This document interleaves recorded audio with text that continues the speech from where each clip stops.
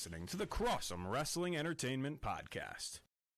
Well, good morning, everyone, and welcome to the Cross'em Wrestling Entertainment Podcast. I am your host, Tyler Bard, and over there on the other side of the screen, that is Mr. Noah Cross, coming to you this Sunday morning. It's not afternoon yet. We're just before afternoon.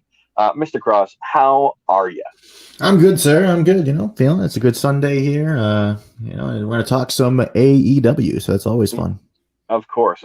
And, usually we would be coming to you all with some Dynamite action, but we have not covered the happenings of Revolution yet, so we are going to do that today. And as we find necessary, we will talk about some of the happenings that went on on Dynamite's episode as we roll through the episode here today, just so we're not here for 2.5 hours. But Noah, overall, I was pretty okay with this pay-per-view. It was not my favorite, but the spots were good. The matches were decent. We'll see how we feel about everything as we start going here. But I do want to remind everyone that we are streaming on Facebook and YouTube on Bard and Cross Entertainment, and on my personal Twitch account, which is tbard5195. You can find us anywhere you find your favorite podcast if you do not listen to us live. So look for us there, including the Clovercrest website. Please also remember that we are not a market substitute for AEW's Dynamite. Please make sure you go watch Dynamite live every Wednesday at 8 p.m. Eastern Standard Time. And now they're they're about to be the only show on Wednesday nights. So uncontested Dynamite on Tuesday night or Wednesday nights, may I add. So very excited to see what that holds for the company moving forward. Speaking of moving forward, we had the buy-in show. It was Thunder Rosa and Rio versus Dr. Britt Baker and not Reba. No. It was potentially going to be Reba, but that was not who ended up taking that spot. It was Maki Ito. Big surprise coming out of that curtain. We did not expect a name like that. I think we were expecting someone from within the roster already. Could you agree with that? Oh, absolutely. Yeah. If it was going to be someone from outside, we thought maybe someone from Impact or something like that. So that was definitely a surprise to all of us. She comes out singing with her microphone and then ultimately is a heel. I was confused because I didn't know her prior to this event, but Kyle, who was on the show with us last week, seemed to really enjoy that. Oh, speaking of, before we get started, retaining his Picks championship, Kyle had a near clean sweep. He was almost perfect on the night, predicting everything correct except for one match, and we will get to that when we get there. But congratulations, Kyle, and we'll see you on another show soon, I'm sure. So let's get started with Rebel unable to compete following an attack at the hands of Nyla Rose. How rude. Dr. Britt Baker introduced her replacement, Japan's Maki Ito. The duo battled Thunder Rosa and Rio in tag team action to kick off the night's festivities as part of the buy-in. After a brief back and forth between Baker and Rio, the Doctor bailed out of the ring, avoiding a showdown with the familiar foe Rosa and tagging Ito into the bout. Rosa and Ito exchanged jarring strikes before Rosa dropped Ito face first into the top turnbuckle. From there, she delivered a wheelbarrow slam, driving Rio into Ito for a near fall. The babyface's momentum ended when Rebel interjected herself into the proceedings, proving that she was not indeed injured, as they had let on earlier in the night. Ito looked for a headbutt to Rio and missed, but Baker retained control of the match for the heels by working over the former AEW Women's World Champion. Rosa received the tag from Rio after several moments and exploded into the match, teeing off on both of the opponents. Delivered a butterfly suplex to Baker, I thought it was just going to be like a pump handle powerbomb, but that was even more impressive, and added a senton for a near fall.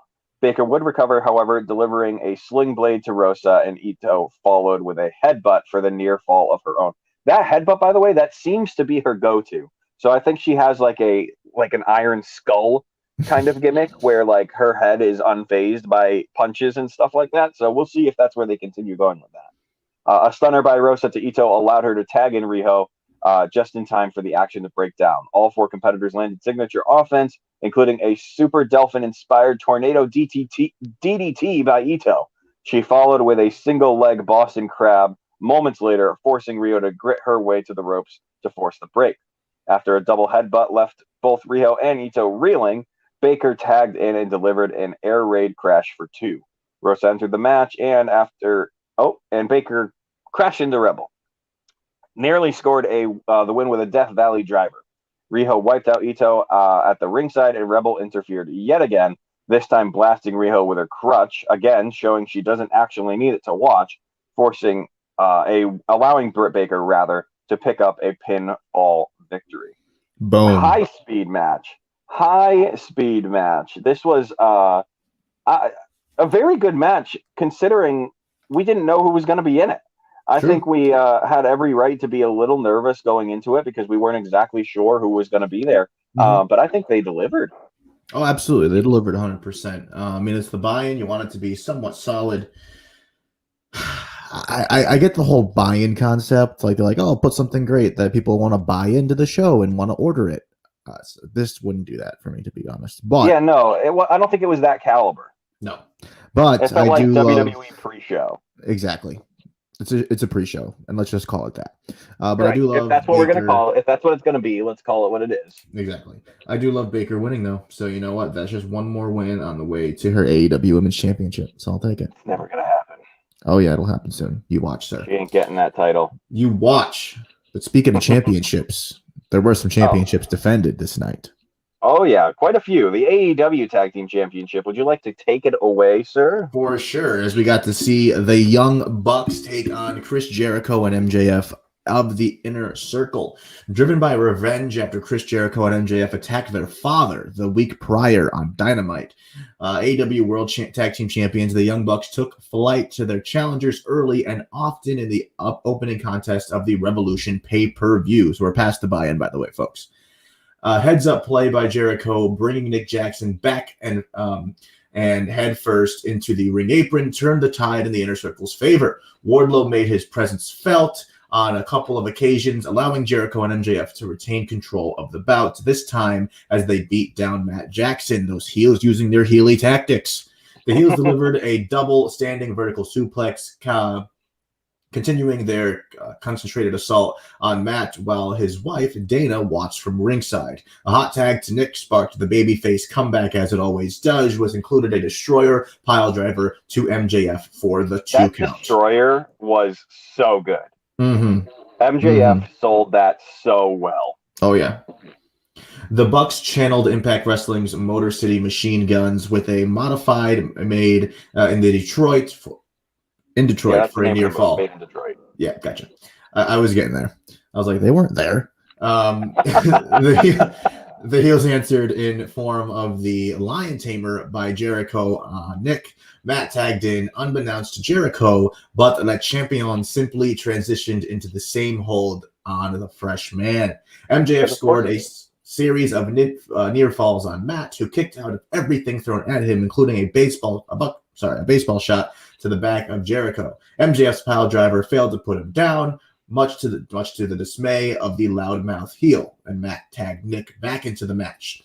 Stereo crossbody blocks wiped the challengers out, but Nick could not put Jericho down for the 3 count. Wardlow attempted to interfere again, but ate the Judas effect by the champion on accident. Oopsie poopsie. That's going to cost them. The Bucks delivered the BTE trigger for a near fall on Jericho, only to be saved by MJF. Which that blew my mind. That breakup, I could not believe the match wasn't over. It was great. I like breakups like that. Like, breakups are a different dimension. Like, if he were to kick out, it's like, oh, well, all right. But the breakup just adds a little bit more to it. I like it. Let's see. The Bucks uncorked a series of super kicks, and dude, a super kick after super. Like, this was the definition of super kick party. Like, it was just ridiculous. Super kick! The challengers and finished Jericho off with the Meltzer driver for a successful title retention. Oh my gosh. That should have been the buy-in. Could you imagine if that was the buy-in? As much as I agree with that, that's just like the buy-in should be like 2 teams that aren't champions yet, like Jurassic So you Express. want to see the Jurassic Express? I was going to say that versus an FTR or Butcher Blade, something like that. Yeah, okay. So someone who could put on a 5-star match without having to have any sort of implications. Exactly. Or honestly, do what they did last time, because wasn't the Casino Battle Royale on the buy-in for when they did All In for the first time ever? I think it was. Yeah. So just do that. That's big You know enough. why though? I think that's because they wanted to introduce a lot of the wrestlers and have people be like, "Oh shit, all right." No, that's true, but I mean, you can still do that. But that's where it should be. Like the Casino Battle Royale should just be the buy-in thing, and that's exciting. There's a lot of action and a lot of people, so why not? Yeah. Before we get to the Battle Royale, though, I do want to bring this up before we forget to talk about it next week. On Dynamite this week, there was what I'm calling the double heel turn, because Sammy Guevara returned and came down to the Inner Circle when they told him they never wanted to hear from his ass ever again. And he said, "Chris, I just need you to listen to me and watch this tape." They put up on the big screen that MJF was turning the Inner Circle against Chris Jericho. And as they all began approaching Chris Jericho and Sammy Guevara, they eventually turned back around and called MJF exactly what he is, a stupid idiot, and launched him into the corner. Because did you really think the boys were going to turn on Chris Jericho? You're insane. That was never going to happen. But was that really the goal of Noah? I don't think it was, because as he was laying there, the lights went out. When the lights came back on, we had Wardlow.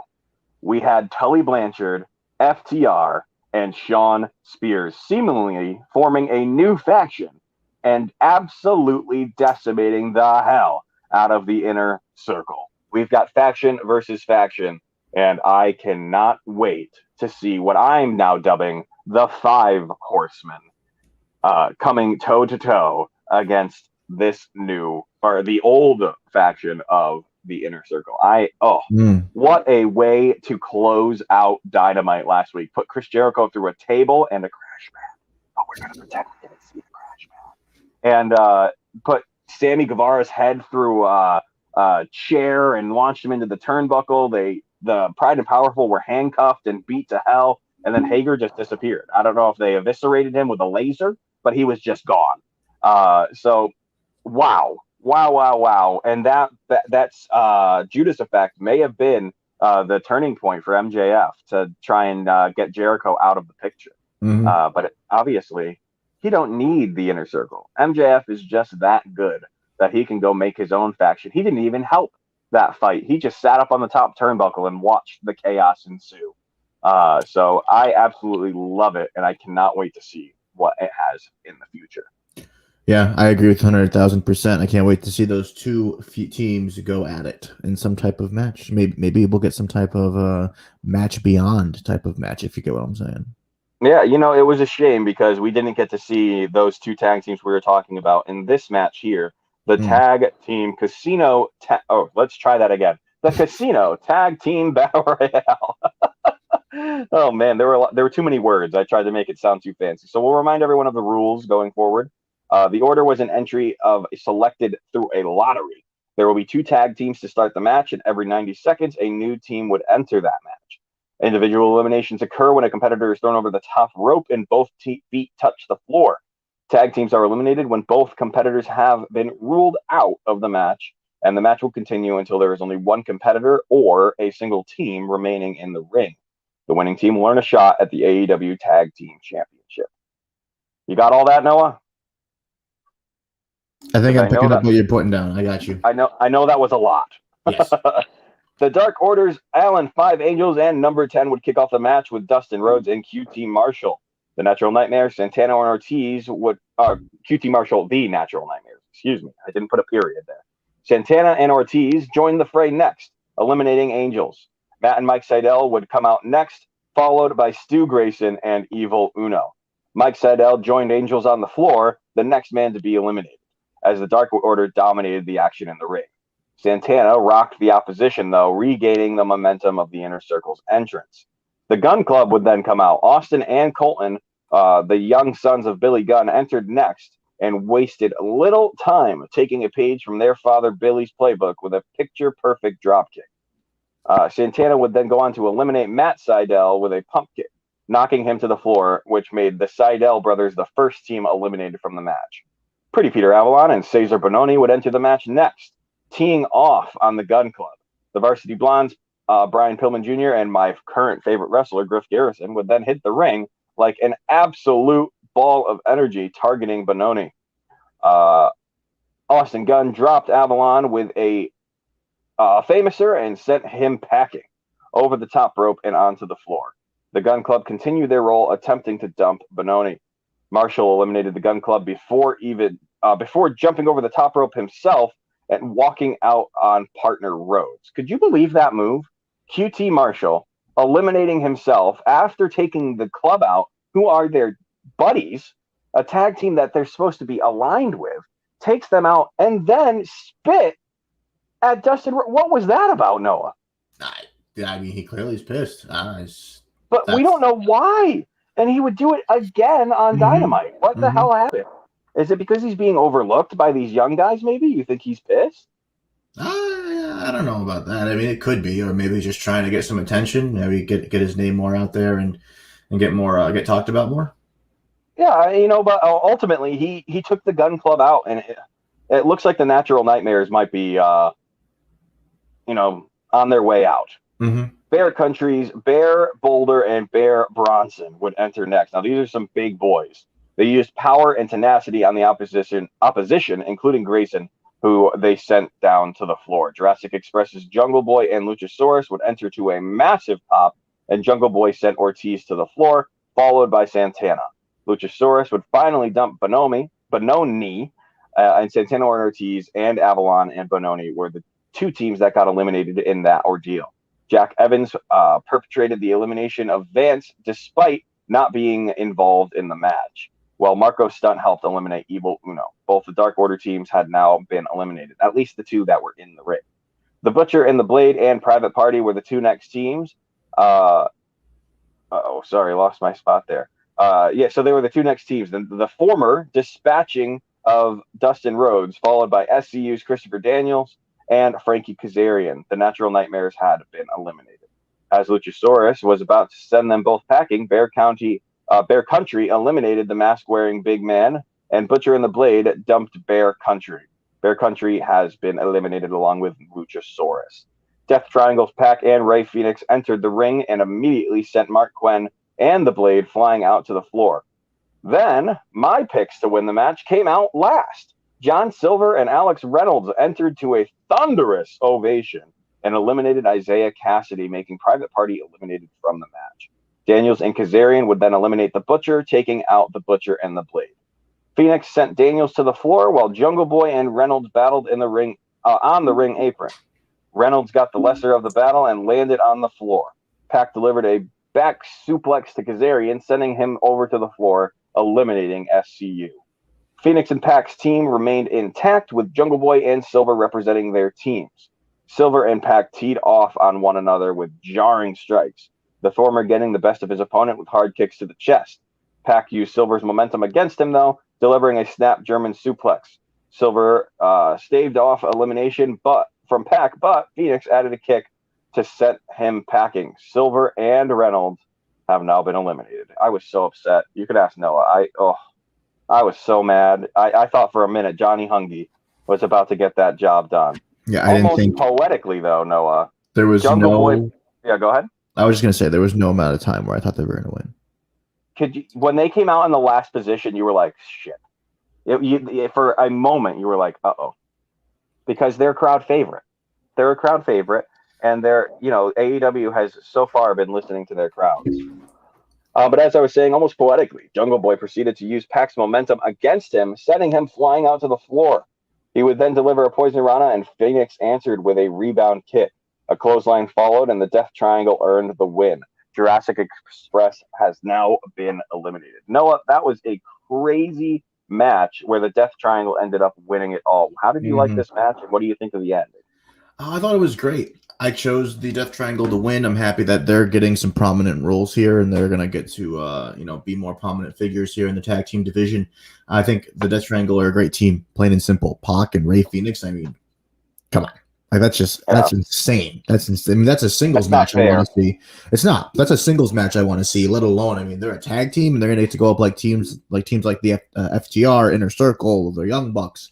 I mean, it's crazy. Private Party. There's so many ways for them to go. So I'm excited to see where they go. I thought it was a great match. It's a great way to make an exciting opening to a show, right? I mean, you had the Young Bucks and you had this. It's wild. It's really it definitely had us all pulled in. We were all at that point excited to what was going on. So I think they saved this next match for a good spot. I agree 100%, as we got to see some AEW women's action as AEW women's champion Hikaru Shida defended her championship against Ryo Mizunami. Motivated by humiliation suffered by Ryo Mizunami 5 years ago, AEW women's champion Hikaru Shida battled her fellow countrywoman, her title up for grabs in the night's next match.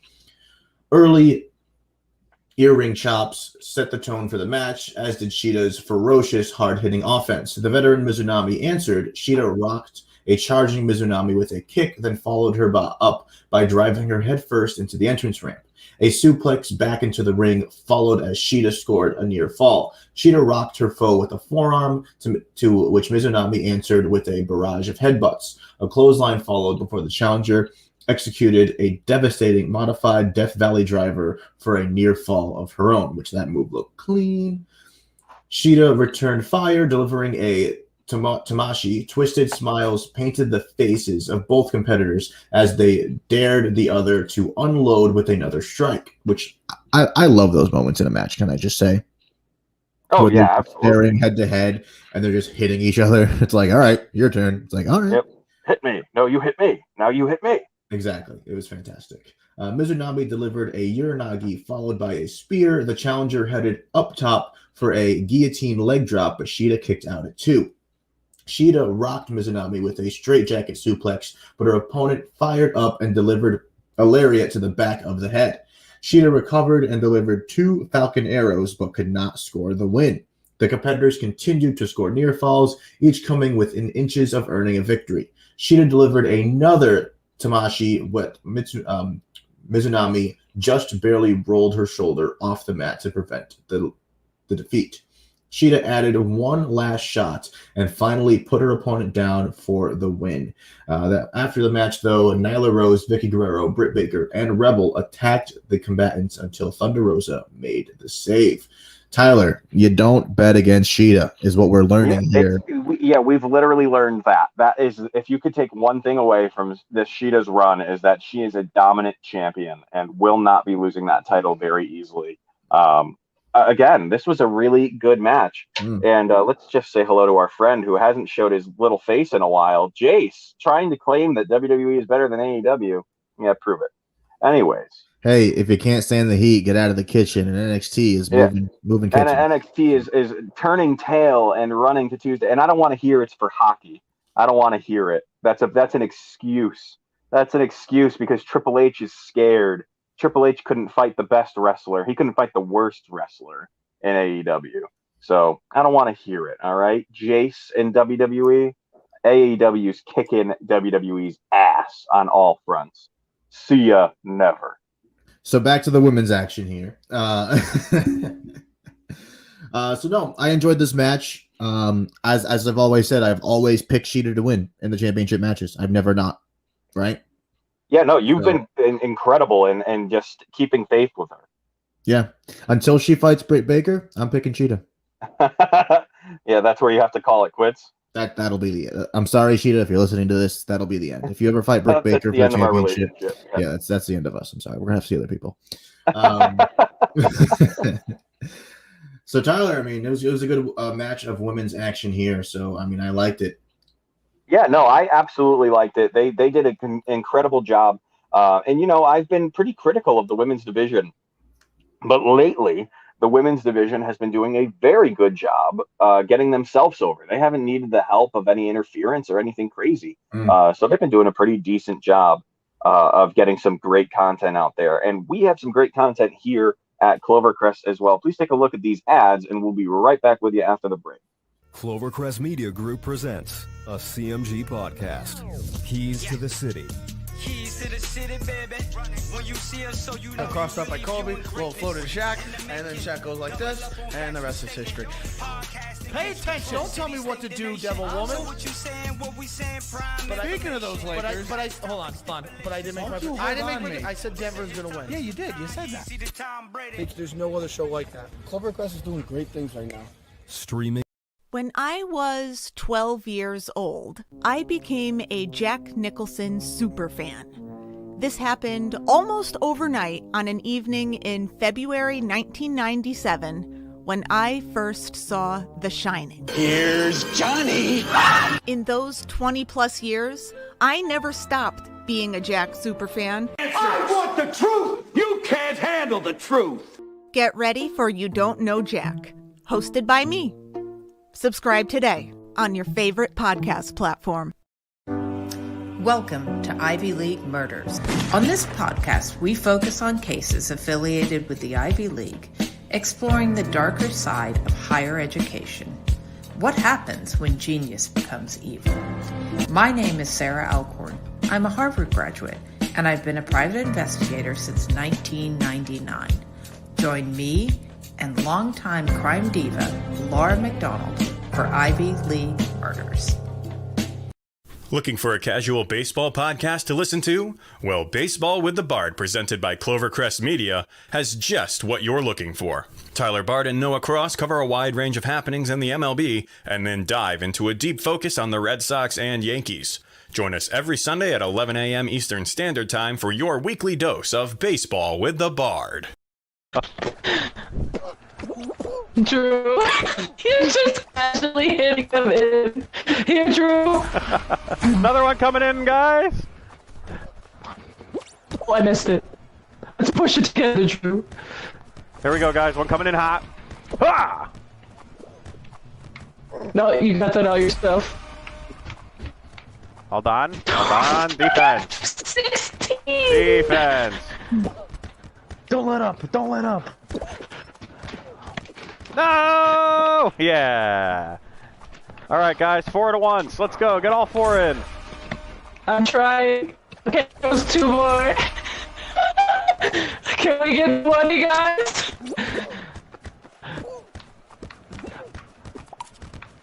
Come on, Drew. 20. 21. We won 21 to 1. We are having far too much fun over there on our Twitch channel, TBard5195. Remember, you can find us there. I'd like to go Tuesdays, Thursdays, and Saturdays for right now. That seems to be the days you'll find me most often there with guys like Courtney and Drew. Noah shows up every once in a blue moon. And a few other people like Ray Bay Cosplay and Local Swamp Hag, a bunch of other friends you can find over there on Twitch. We would also like to remind you all that we are not a market substitute for AEW's Dynamite. Please make sure you go watch it live every Wednesday at 8 p.m. Eastern Standard Time. Noah, it's time. It's time for the main event, the one that everyone was looking forward to the most. Miro and Kip Sabian versus Orange Cassidy and Chuck Taylor. If you don't mind, I would love the honors of just telling you all about this incredible match. Yeah, take it away, buddy. Oh, thank you so much. Thank you so much. Miro and Kip Sabian would attack Chuck Taylor and Orange Cassidy prior to their advertised tag team match on that Sunday. The unstoppable Miro sent Taylor crashing face first into a glass window backstage. The gutsy Taylor, however, demanded that the match be started and demonstrated an incredible amount of grit as he fended off both the Best Man and the Superbad until Cassidy would eventually make his presence felt inside of the Daily's Place arena. Cassidy obliterated Miro with an orange punch, but quickly found himself on the defensive against Chris Sabian. Taylor re-entered the match and joined his partner in working over Superbad until Miro rocked the Kentucky Gentleman with a right hand. Cassidy fared well against Miro until accidentally wiping out Penelope Ford. Obviously, he did not mean to do that and was feeling awful about it and may have distracted him a little bit. Miro showed little concern, however, for his partner's wife, instead flattening Cassidy with a roundhouse kick and applying the accolade finisher to Taylor for the submission victory. It is exactly as much of a main event as I said. As you can see, though, the footnotes lasted literally 30 seconds. That match was, I would say, shocking, but can we call it shocking? Because we all had it thrown up in the air of like anything could happen here. We didn't really know, but we all, except for Kyle, picked the faces to win this match. And this is ultimately the match that put Kyle over the top of everyone else, bringing Miro and Kip Sabian to the top and who would have thought Miro and Kip Sabian are the ones that allowed Kyle to retain his championship, not even by a tie. He won. So that's the most exciting thing that happened in this match, is that Kyle retained his championship. the pre-match attack was okay. It's really set it up that if they lost at that point, dear Lord, they're really putting Miro and Kip Sabian in a bad place if they ended up losing that match. So overall, I mean, whatever. It was a filler match. What was sad about it was a filler match before what, in my opinion, was what I thought was going to be the filler match. But Noah, would you mind taking it away for our next match here? For sure, as we had the big money match between Hangman Page and Matt Hardy. First quarter earnings were up for grabs in the night's next matchup as the big money match took place, where we saw Matt Hardy take on Hangman Page. A cerebral Hardy targeted the right hand and arm of Page, looking to take away his buckshot lariat. He stomped on it, bit it, twisted his fingers and his opponent as he continued his torturous onslaught. Page scored a near fall off a crucifix roll-up and added a Death Valley driver for another. Hardy nearly earned the count-out victory as Page struggled to recover on the arena floor, but the resilient babyface fought his way back into the ring. Hardy continued his onslaught, bringing Page off the top rope with a powerbomb for the 2 count.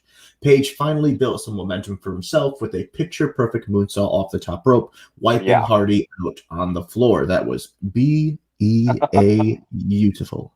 B-E-A beautiful. Yes.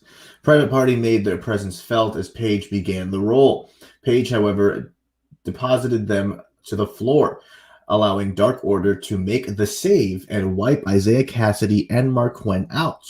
The faction caught Page, set him up on the apron, and allowed him to deliver his patented buckshot lariat for the big W.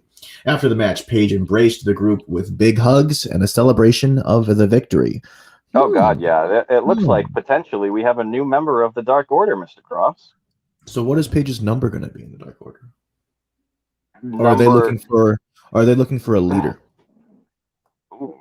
I mean, I thought Evil Uno was their leader, but yeah. Maybe that's the case. Maybe he's just going to be a close ally. But Dynamite proved they are very close. They were all riding on a tractor together. So they're obviously best friends. So I don't know. Again, this match, it was not as bad as I thought it was going to be, but I felt the night draining. I could feel the night beginning to be like, we're losing momentum. Pick it back up, please.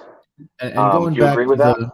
I do agree with that. But I want to go back really quick to the Dark Order and Hangman and just saying maybe they just think his tractor's sexy, you know? They think his tractor's sexy. Johnny Hungy does. He does. Johnny Hungy is just like, yes. I did that one. Yeah. I did that one for your brother, by the way. So I hope he listens. So yeah, I do agree with you though in seeing that the momentum of the evening was somewhat winding down. But this next match here, I mean, definitely changed that. This should have been hype as hell, and it was. So that definitely changed that. The face of the Revolution ladder match. Let me pull that picture up real quick. And remember, we didn't know who that sixth man was going to be coming into this match. There were a lot of names thrown out there. And of course, the picks guru himself, Kyle Torres, correctly predicted that it was going to be Ethan Page, who is now All Elite. The All Ego Ethan Page has joined the AEW roster.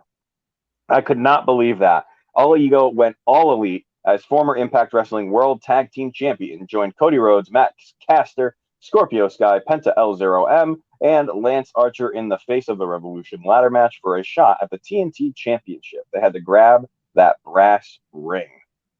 Caster used his boombox to get to his advantage on more than one occasion, while Page sandwiched Archer in a ladder. Penta delivered a backstabber to Page, bringing him off the ladder and to the mat below. Rhodes, nursing a shoulder injury, however, delivered a missile drop kick to Penta. Penta answered with a destroyer pile driver over the top rope and onto a ladder. Ow. It was propped up across the guardrail in the ring. You can only imagine how bad that actually must have hurt. Probably only a little. His body racked with pain. Rhodes found himself taken to the back for medical attention. In the ring, however, Sky brought Caster off the ladder, preventing him from grabbing onto that brass ring. Archer joined both Sky and Caster on the ladders before Page joined in on the festivities. All four men battled atop the ladders until the Murder Hawk Madman was knocked to the mat, followed by Page and Caster. Penta stopped Sky from retrieving the ring, and Caster brought Page off the ladder with a powerbomb of his own. Another just, the hits in this match were just brutal.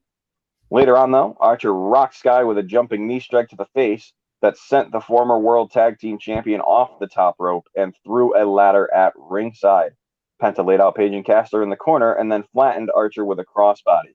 A one-armed Rhodes would make his way back down to the ring, whipping his opponents with his weight belt and obliterating Page with a crossroads. He scaled the ladder, but Archer met him up top and delivered a massive suplex. Caster followed with the claim to fame elbow drop to the back of the American Nightmare. Archer unloaded on his opponents, chokeslamming everyone in sight and delivering a blackout to Caster onto a ladder. Page stopped Archer, however, from climbing, delivered a low blow, and flattened him with an impressive razor's edge. Jake Roberts would then enter the ring, and he downed the All Ego with a clothesline. Unfortunately for the older guy, he ended up eating a super kick from Penta, though. That's what happens when you step in the ring in the middle of a match. You got to expect these things, Jake. You should know better. Towards the end of the match, however, Rhodes would deliver the Cody Cutter, but Penta ended up covering in the American Nightmare's arm, hitting it with a chair. The Lucha Bro would be blasted with the same chair, where then Sky would slam Cody's arm into the ladder and climb up the ladder, retrieving the brass ring.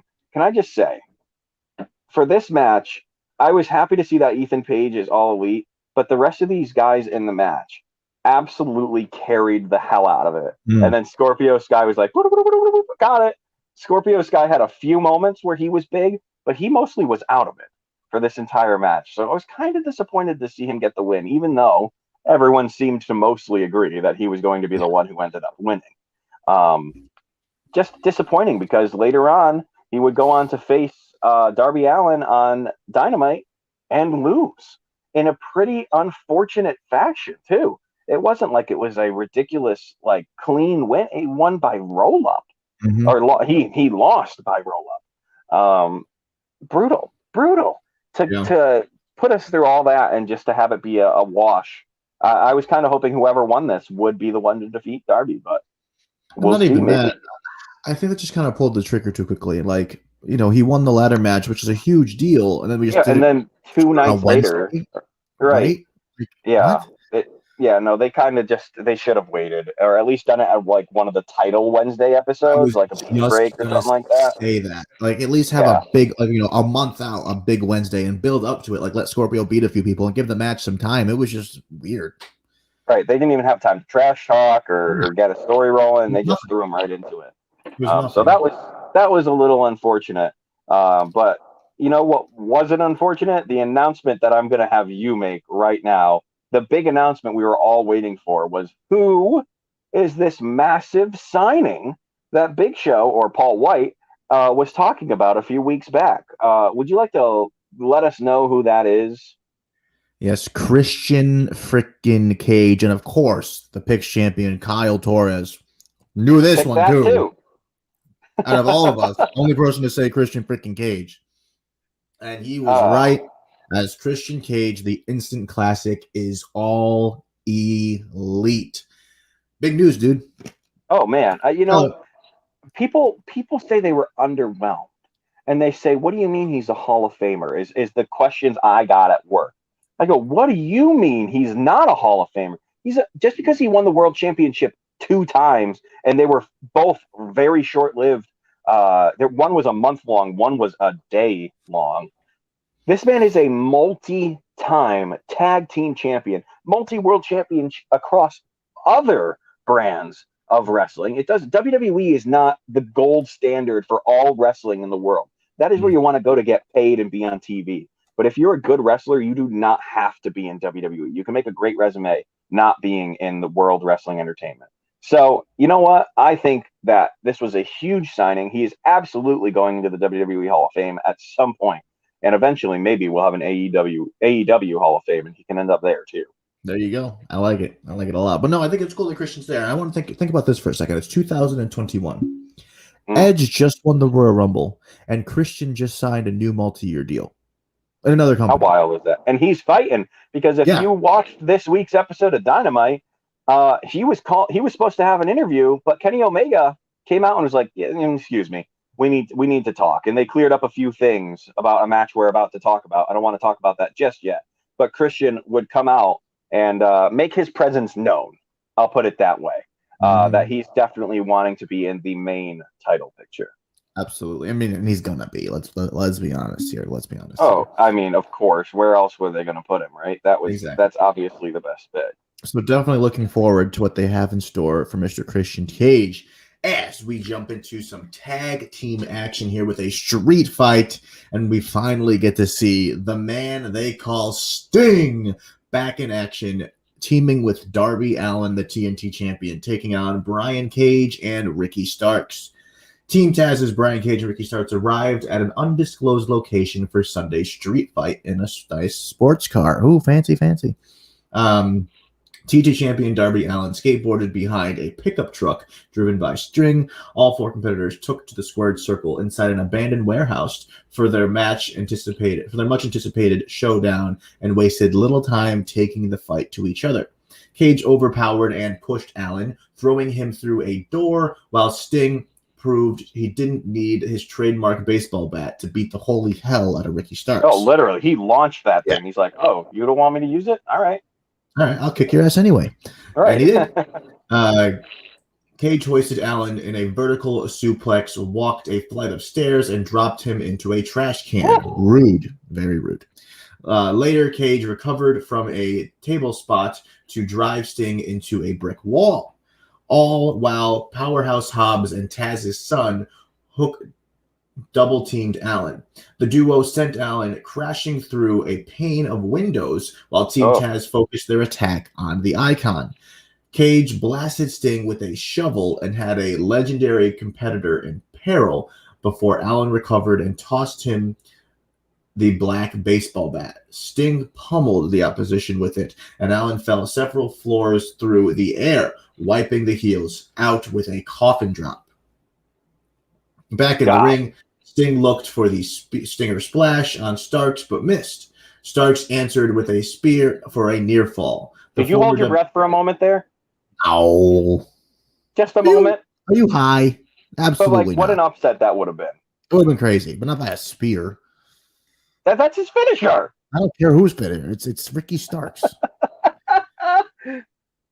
No, absolutely not. Maybe if it was like some type of crazy pile driver that he flung up and then Cage did the F10. Dude, that was a really close near fall. Then I would be like, oh god.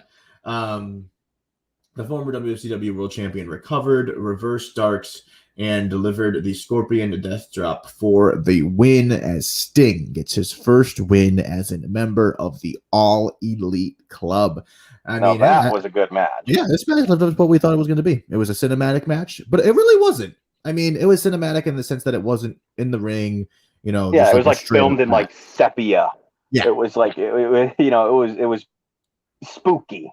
Yes, and they had druids and they had all sorts of different weird things going on, and it was well produced because it didn't look like they had to shoot it multiple times, which of course they did.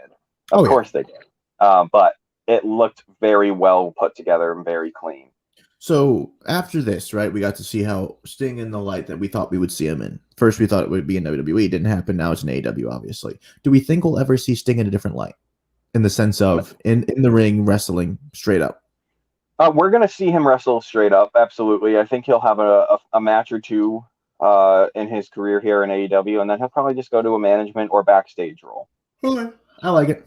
I like it a lot. Yeah, and we were talking about how clean this match was. Mm-hmm. Let's just talk about the main event real quick. We had an exploding barbed wire death match for AEW's World Championship. I don't want to hate on it too hard. No, we'll talk about it when I get to the end. Mm-hmm. The opening moments of the exploding barbed wire death match for AEW's World Championship between Jon Moxley and Kenny Omega saw both men avoiding the razor-sharp wire surrounding the squared circle. Moxley got the upper hand right out of the gate, blasting the champion with a kendo stick across the back. His advantage, however, was short-lived as Omega triggered the very first explosion of the match, sending the challenger back first into the barbed wire. For those of you who didn't watch it, anytime someone touched the barbed wire, a little explosion would go off, and it was very bright, almost looked like a smoke bomb or a flashbang. That would go off. So Mox would end up nursing his lower leg, which Omega immediately targeted. He trapped a bloodied Moxley in a figure four, looking for a submission.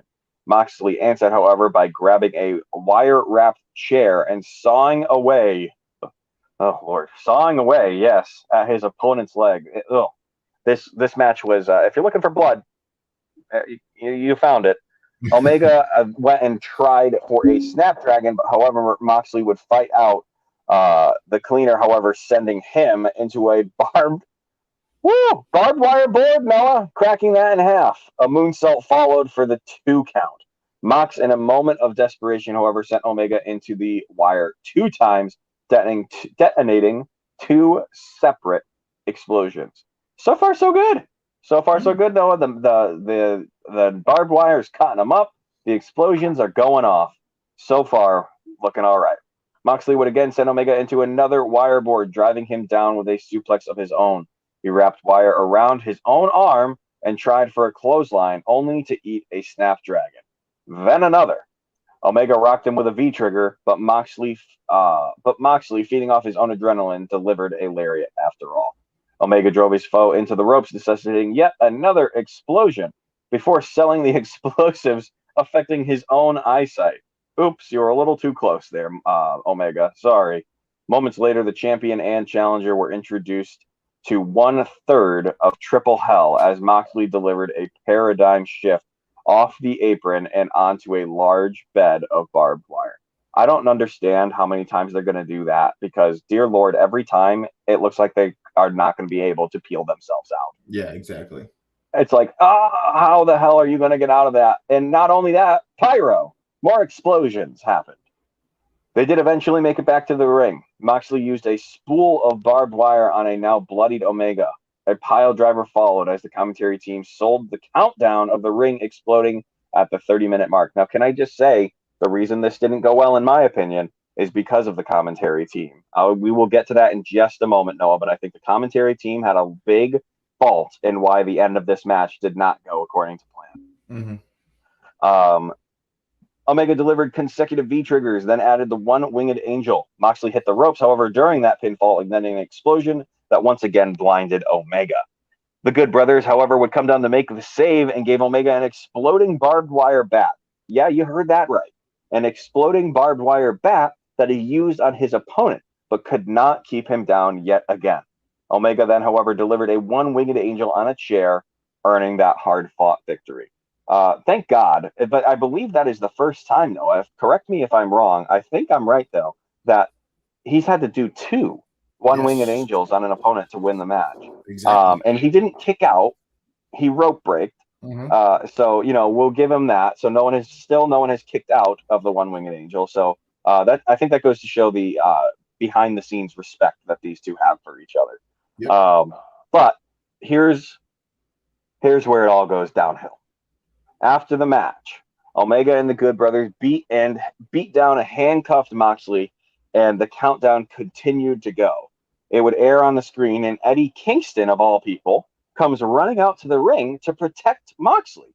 He fended off the heels, sending them away, and went to cover up Moxley because the imminent explosion, he would not be able to carry Moxley out before the explosion hit. 3, 2, 1... Happy birthday! The sparklers go off and a few little smoke bombs and that's it. That's it. 4 sparklers and some smoke. And apparently, the commentary team could feel the heat of the explosion. Oh, the humanity. How will they ever? That was the worst sell. How were they not ready? How were they not told, boys, if this doesn't work, we need to not sell it? How was that not in the script? Because that was the most baloney explosion that you could ever expect. I'm not saying I wanted to see the ring implode and the boys be buried in a ton of rubble. Mm-hmm. But a little more like Kane-esque pyro, give me some fireballs, probably would have done a good job. I don't know if that was the plan and it just didn't happen for whatever reason. But unfortunately, when you zoomed in on Mox and Eddie Kingston, you could see that even they were breaking. Like they were like, wow, this is stupid. Yeah. But they did fix the problem. When they came on Wednesday night, there was Moxley and Eddie Kingston sipping some bourbon on a couch, talking about the match. And Eddie Kingston claimed the reason he passed out is because he had flashbacks from when he was in prison. And he felt the pressure of being in prison that he felt there. And it worked him up so much that he was protecting a buddy that he passed out. And that was why it was so hard on him. I was like, all right, that's a good storyline. I'm actually on board. I can believe that. That makes sense. Okay. And then they went on to criticize Omega and Don Callis for not knowing how to make an actual exploding ring, and that they were too much of a word that I'm not going to say on this podcast to actually create something that could kill a person. Mm-hmm. And so again, later in the night, Callis and Omega said, no. Everything went exactly how it was supposed to go. Everything went according to plan. And Omega hit the ring making fun of them, saying, oh, Callis, 69 me, Callis, get on top of me. Come on, and Callis did. They 69'd in the middle of the ring. It was hilarious. And I hope that they keep this angle, that they keep that this is funny, and it didn't go according to plan. Make fun of yourselves so the other people can't. Mm-hmm. Because was this the biggest screw up in AEW history? Absolutely. 100%. This was the biggest botch that they've had yet, except for maybe Seidel ruining his entrance in his debut.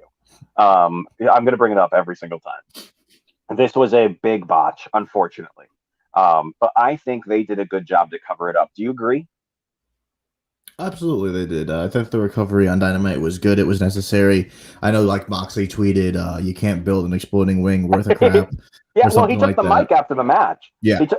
He was getting up, he's like, I guess Moxley or Omega can't build a exploding damn ring. Yeah. I love you all.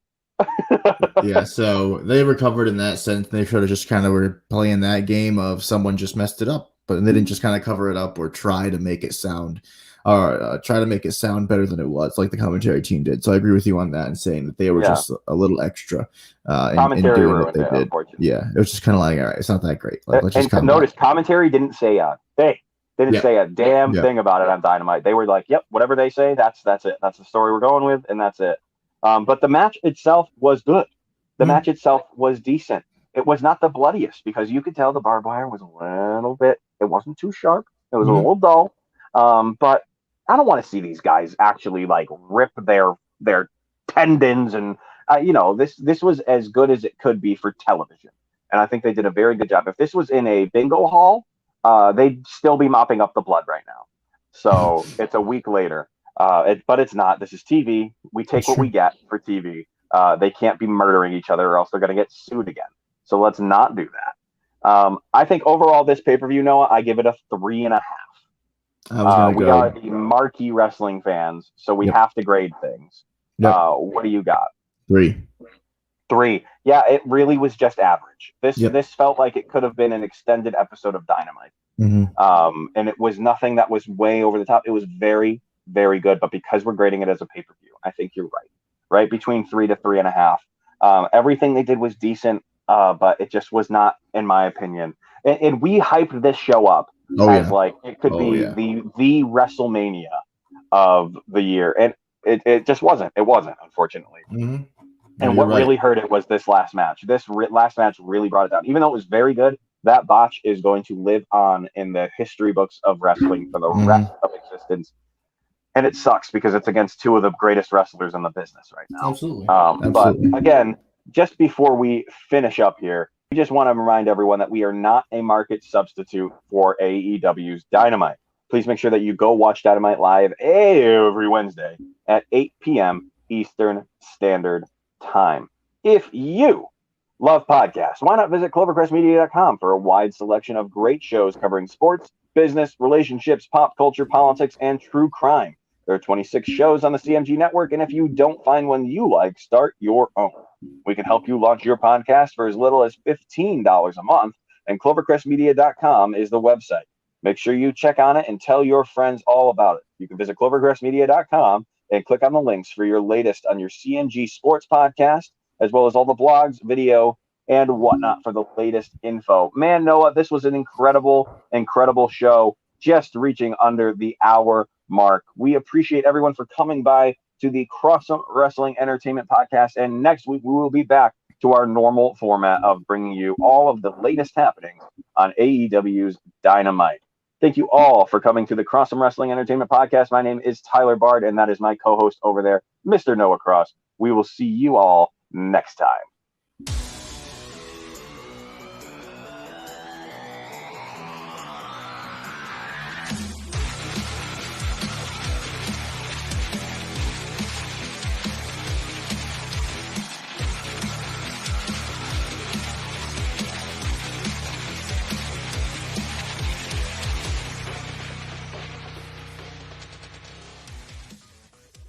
You're listening to the Crossum Wrestling Entertainment Podcast.